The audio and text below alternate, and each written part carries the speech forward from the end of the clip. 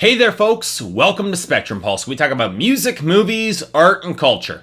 And today we're going to be talking about the newest album from Ed Sheeran, titled Multiply. Believe it or not, I kind of feel a little bit sorry for Ed Sheeran. See, like the majority of the world, I discovered the guy through his breakout singles, The A-Team and Lego House, and immediately dropped him into the white guy with acoustic guitar subgenre, for which I just don't really care for, as I've said in the past. But to be fair, Ed Sheeran was one of the entries in said subgenre that did stand out as better than average. He came across as really sincere and honest, he wrote some interesting melodies and some decent hooks, and he was willing to take some risks with the subject matter in his songs. Take The A-Team, for instance, a song where Ed Sheeran sings about a dying crack addict, and then frames the song as a classical tragedy. Now, maybe it's just me living in Toronto the last 2 years, but when I think of crack addicts, the image is less of an angel in white than more of an overweight, belligerent mayor who's become an international laughingstock, and yet will likely win re-election here because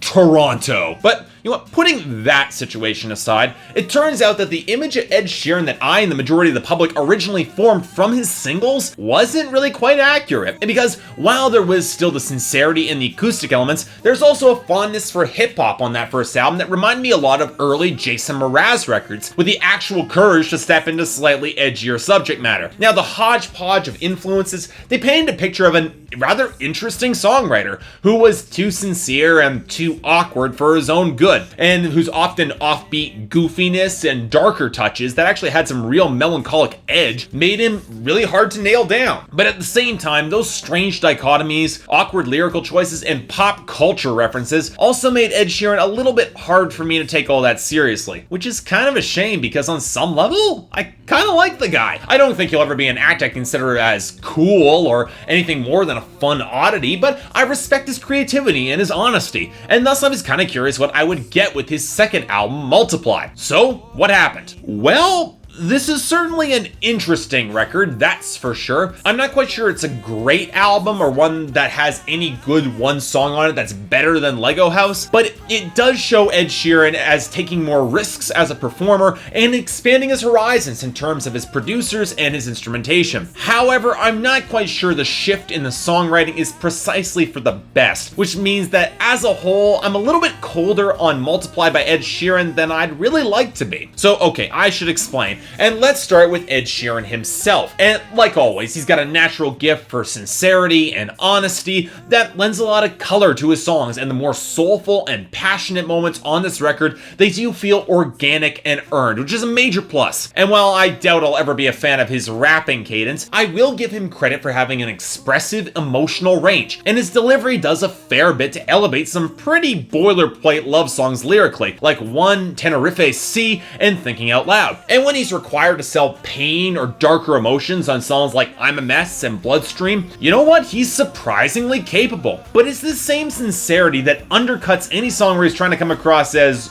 cool, and makes songs like Sing come across as more than a little bit awkward, which, to be fair, I think Ed Sheeran knows this. He tries to play it as a little bit more than a joke, but yet it still comes across as more than a little clumsy. Now, granted, this might be more of an issue of the production, which ventures between acoustic folk, tighter hip-hop, and even elements of soul. And of the three elements, the folk is probably the easiest fit for Sheeran, with the guitarist getting a lot of texture and balance in the mix, and with some really great keyboard and strings tones to really back them up, especially on A Fire Love. Now, that's not saying the hip-hop inspired tracks are bad instrumentally. Don't, Nina, and The Man, they've got some solid melodic lines and have the gentle elements of the production add a lot of support to Sheeran's smoother vocal tone. Surprisingly, the producer whose work feels most out of place on this album is Pharrell, of all people, on Sing and Runaway, because with the stiff, brittle percussion, slightly thin vocal production, and tighter, regimented grooves, they just don't complement Ed Sheeran's voice at all. It doesn't help matters that the melody lines on these tracks feel surprisingly clunky, especially on Sing, which is probably the weakest track on the album, which isn't a bad shot by Ed Sheeran at a dizzy club hookup song lyrically, but feels incredibly clumsy everywhere else. But you know what, outside of that, the one production element that repeatedly jumped out at me was the multi-tracking in the vocals, which became impossible to ignore given the vocals' prominence in the mix. And you know what, while I will give Ed Sheeran a ton of credit for some really good harmonic arrangements, there were moments where they even became a little bit too schmaltzy even for my taste. But you know what?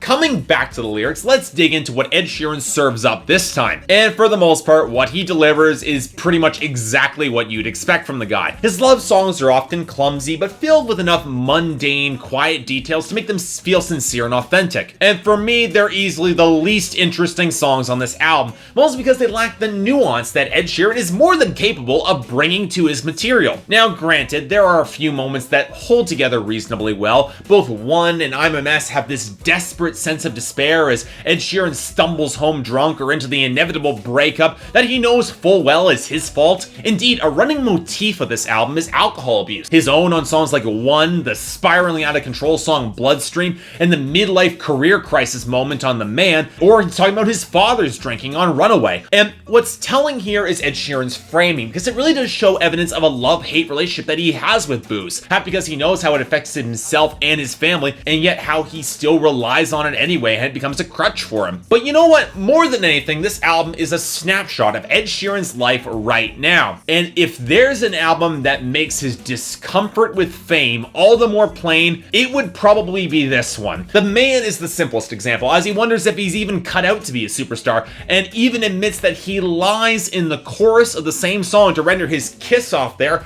all the more hollow. It also renders the curdle of frustration on Don't just a little bit more palatable, a song suspected to be addressed at ex-girlfriend Ellie Goulding, as he describes the failure of a relationship in very stark, honest terms. And you know what, to give Ed Sheeran credit, it's the honesty that saves some of these songs from becoming more than a little bit insufferable. A track like Nina, where he tells off an ex who's not over him, could be a little bit hard to stomach if it wasn't for the fact that he lays his cards very plainly on the table and admits that he puts his career first in that, and I can kind of respect that. But there's something about the musical framing of these songs that, well, kind of unnerves me a little bit, and that whenever he says or does some admittedly dark things, he never really has the courage to outright cast himself as the problem, or take that extra step to strip out the elements that could be considered out of context as romantic. In other words, there's none of the subversive elements that made Lego House so powerful, that desperate darkness that underscored a song that might on the surface, on a very surface level, seem somewhat romantic. A prime example of this would be A Fire Love, a song that's probably my favorite on this album in terms of its composition and the fact that it tackles his grandfather's Alzheimer's and his eventual death. But at the same time, it still has that chorus that could be interpreted as a love song, even if it is just something his grandfather used to say to his grandmother. To me, that feels a little bit calculated. It pulls away from some of the emotional impact. And also at the same time, it's the only song on the record that has a story about something outside of Ed Sheeran himself and his relationships, which is a little bit exasperating considering for all of his musical experimentation on this album, the scope of his songwriting seems to have shrunk back a little bit, and I found that disappointing, I gotta admit. But in the end, Multiply by Ed Sheeran is an interesting album without being a great one, and I'll admit that I'm a little bit torn on how I might rate it. I really do love Ed Sheeran's sincerity and his gift for melody, but his songwriting can be clumsy, his framing can be really quite muddled, and not all of his production experiments work. On top of that, while I do think his love songs are better than most in the white guy with acoustic guitar subgenre, they also seem to be falling into a bit of a holding pattern. He's got a routine for these. And while I can't exactly say that the tracks on this album influenced by his association with Taylor Swift like Don't and Nina are exactly flattering pictures of the guy, even though that those unflattering pictures might be intentional for this record. And yet there's also the fact that I'm definitely not Ed Sheeran's target audience, and that some will definitely find some of his simpler love songs very, very charming. But then again, I can only speak for me in these sorts of reviews. I'm reviewing for myself here. So on that note, I'm giving it a 6 out of 10, but definitely a recommendation if you fall into this album's demographic, or you're more a fan of this particular white guy with acoustic guitar subgenre than me. If you don't fall into either category, well, it might not be a great listen all things considered, but in comparison to some things in this subgenre, at least it's honest. And you know what? At least it's interesting. So yeah, thanks a lot for watching. If you'd like to like and subscribe, I'd be more than grateful. On July 12th, I'm going to be back and covering an album from 2013. Whether or not it's an album that I've already covered, I'm going to re-review it on your request, or an album that I somehow missed in that past year. So leave your suggestions in the comments, and the one that gets the most suggestions over the past couple videos will be the one that I choose. In other words, if there's an album that's coming out from 2014 that you want me to cover, or if there's anything I might be able to do to improve my presentation, I'm all ears. But until then, I'm Mark, you're watching Spectrum Pulse, and I'll see you next time.